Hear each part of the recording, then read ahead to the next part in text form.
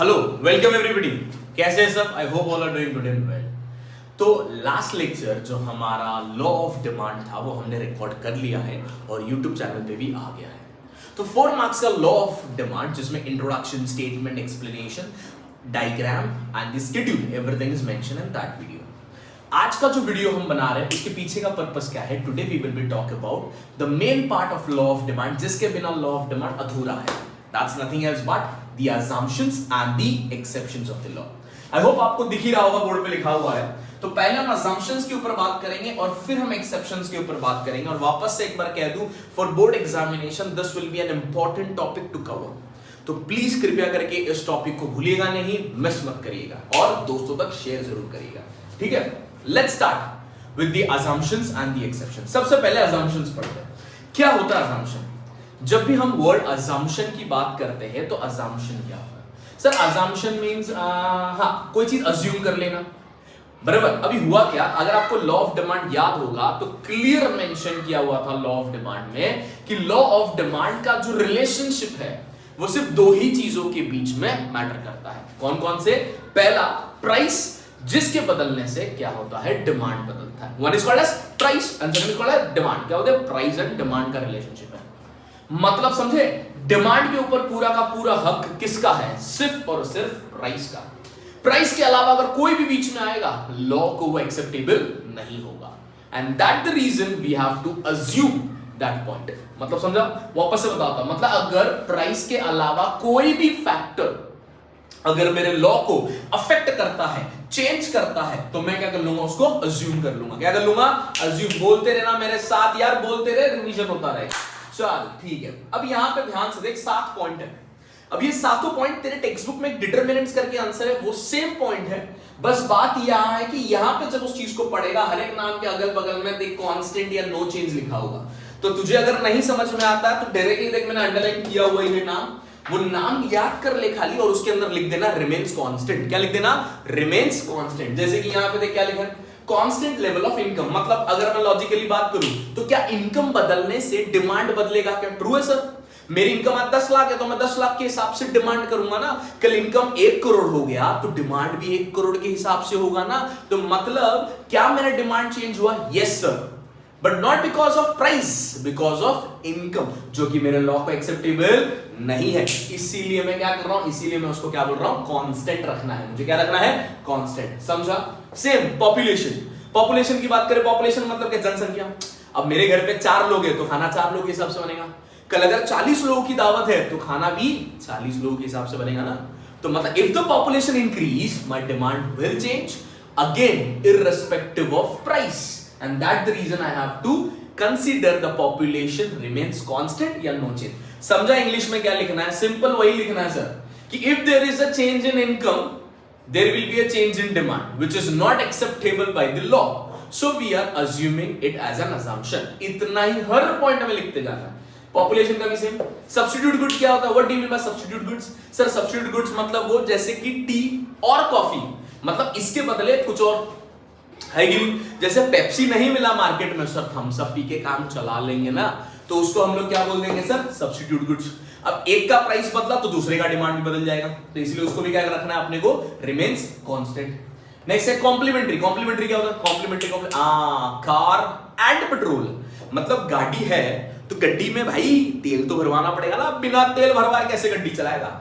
तो car and petrol, that's called complementary goods. तो वहां पे भी वही है कि एक चीज का प्राइस बदला तो दूसरे का भी फिर डिमांड बदलेगा, बट सेम गुड्स का प्राइस थोड़ी बदला है यार, नहीं ना भाई। पेट्रोल के दाम ऊपर नीचे होने की वजह से तो गाड़ी का डिमांड जज कर रहा है। Getting it? That is all. तो उसको भी हमने क्या रख दिया? Remains constant. फिर ये क्या है? Future expectation. अब तू तो जानता है सर, जिंदगी है, जिंदगी में एक्सपेक्टेशंस नहीं रखे तो क्या रखे, है कि नहीं? हर वक्त हर इंसान हर किसी ना किसी से एक्सपेक्टेशन रखता है, but the important part is क्या जो हमने एक्सपेक्टेशन रखा है वो एक्सपेक्टेशंस फुलफिल होगा क्या? वो इंपॉर्टेंट पार्ट है ना। तो यहां पे भी वही है कि अगर आपने फ्यूचर के हिसाब से प्राइस देख के आज डिमांड किया तो आपका डिमांड बदल सकता है। जैसे मैं बोल दूं भाई कांदा है ना 100 रुपए किलो होने वाले, मैं आज ही खरीद लेता हूं। अब तूने आज ही खरीद लिया, बट गारंटी है कि आगे 100 रुपए किलो होंगे। हो सकता है कांदे के दाम 100 नहीं हुए, उसके बदले कम हुए। तो तेरा तो पोपट हो गया ना। तो इसीलिए कहीं ना कहीं उस चीज को भी हमको क्या रखना है, constant. Next is taste habits preference remains constant. अब टेस्ट हैबिट्स प्रेफरेंस मतलब क्या, सिंपल सर, अगर मेरा टेस्ट बदला, अभी देखा आज कैसा अपन मुंबई में रहता, मुंबई में सर वड़ा पाव एकदम एक नंबर, मजा आता खाने को, बट क्या गारंटी हमेशा वड़ा पाव पसंद ही है। बड़े होने के बाद तू अच्छा खासा पैसे ऐसे कमाता रहेगा बल्लू, तो तू क्या करेगा, तू जाएगा बर्गर खरीद के लाएगा। अब जब तू बर्गर खरीद के लाएगा तो एक बात बता, वड़ा पाव शायद तभी भी 20 रुपए का ही मिल रहा होगा, बट तूने वड़ा पाव से इनका डिमांड चेंज करके क्या कर दिया, बर्गर। काय को, बिकॉज सर मेरा है ना टेस्ट चेंज हो गया। तो वैसी टेस्ट हैबिट्स प्रेफरेंसेस अगर बदलेगा तो डिमांड भी बदलता है, इररिस्पेक्टिव ऑफ प्राइस। जरूरी नहीं है वहां पे प्राइस बदले ही, प्राइस के अलावा ही बदल गया, तो इसलिए उसको भी अपने को क्या करना है, कांस्टेंट। देख भाई वापस से याद करा रहा, लॉ में एक ही रूल है, डिमांड बदलेगा तो सिर्फ और सिर्फ उसी प्रोडक्ट के प्राइस के वजह से, उसके अलावा और कोई भी कारण की वजह से बदलना not allowed. Same is last, government ने टैक्सेशन पॉलिसी बदल दिया, भाई टैक्स में चेंजेस आ गया तो डिमांड में चेंज। अब पहले मैं रेस्टोरेंट में खाना खाता था, 1000 रुपए का खाना खा लिया, भाई आ गया, बट आज मान ली जीएसटी लग रहा है। अब 1000 रुपए के ऊपर अगर जीएसटी लग रहा है तो मुझे एक्स्ट्रा 100-150 रुपए लग रहे हैं, तो हो सकता है उसकी वजह से मैं सोचूं कि रेस्टोरेंट जाऊं कि नहीं जाऊं, है कि नहीं।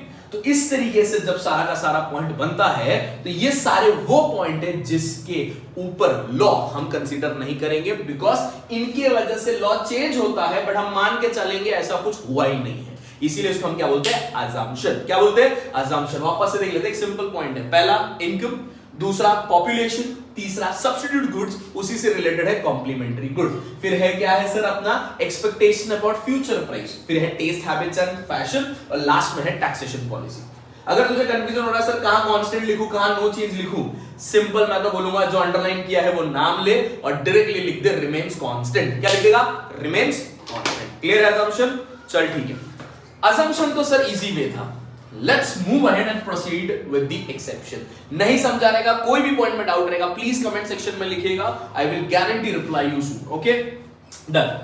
अब एक्सेप्शन जो है ये थोड़ा और खतरनाक हो जाता है, इसको पढ़ने और मजा आता है, ठीक है। Let's try to understand. Exception वो है जिस नेचर के ऊपर लॉ हम स्टडी ही नहीं कर सकते।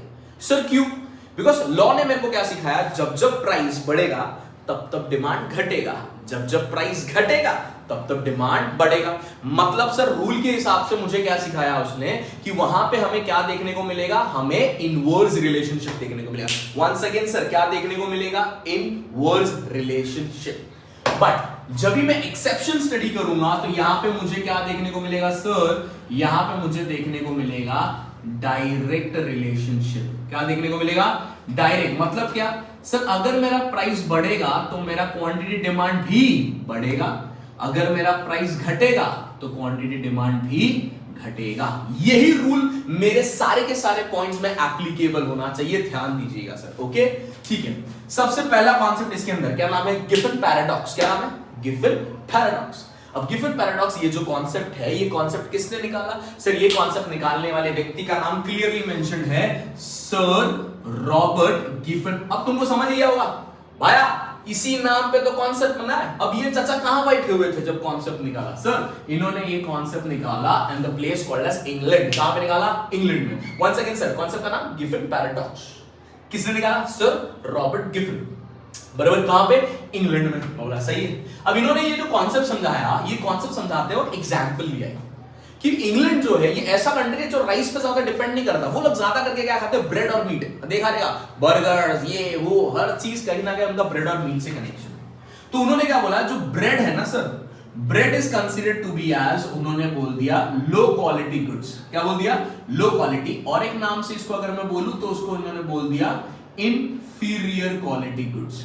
बराबर। वैसे मीट को क्या बोला उन्होंने सर, मीट को उन्होंने कह दिया हाई क्वालिटी गुड्स, और दूसरे नाम से अगर मैं कहूं तो उसको कह दिया superior quality goods.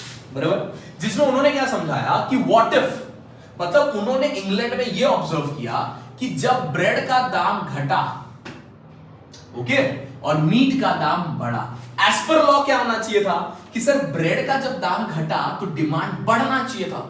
But Robert Giffen साहब ने क्या देखा कि जैसी ब्रेड का दाम घटा, लोगों ने ब्रेड का कंजम्पशन उतना ही रखा या कम कर दिया। क्यों, वंस अगेन सर यहां पे जवाब, बिकॉज वो क्या है, लो क्वालिटी गुड्स। सिंपल ना भाई, चीजों के दाम घटेंगे तो हम कहीं ना कहीं सोचेंगे ना कि वो चीज का क्वालिटी तो डिग्रेड नहीं हो रहा है, तो हम खरीदे कि नहीं खरीदे। Getting it? और मीट का दाम ज्यादा था बट लोगों ने क्या बोला, भाई हाई क्वालिटी गुड से सुपीरियर क्वालिटी गुड से खरीद ले, तो उसका डिमांड क्या हो गया, ना चाहते हुए भी बढ़ गया। सर ध्यान से देख, क्या प्रूफ हो रहा है जो मैंने कहा? अरे गारंटी देख, डायरेक्ट रिलेशनशिप प्रूफ करना था कि प्राइस घटेगा तो डिमांड घटा, प्राइस बढ़ा तो डिमांड। सर ये हुआ किसके वजह से? लेकिन because of increase in real income, और इसको हम बोलेंगे इंक्रीजिंग परचेजिंग पावर। क्या बोलेंगे? Increasing purchasing power. जब कोई चीज का दाम घटता है तो मेरे पास एक्स्ट्रा पैसा बच जाता है। अभी कैसा, मान ले मैं पोहा खाने गया, अब पोहा खाने जाता था 100 रुपया प्लेट था, थोड़ा महंगा है समझ ले, 100 रुपया था। अब कल पोहा वाले भाई साहब बोले सर 50 रुपया, आप डेली कस्टमर हो। अब मैंने क्या बोला, अभी तो मैं एक प्लेट पोहा भी खाऊंगा और पोहा के साथ एक मस्त वाला स्प्राइट लेके पीता हूं, है कि नहीं? तो जैसी पोहा का दाम कम हुआ, मेरा परचेजिंग पावर, चीजों को खरीदने की क्षमता क्या हो गया, बढ़ गया।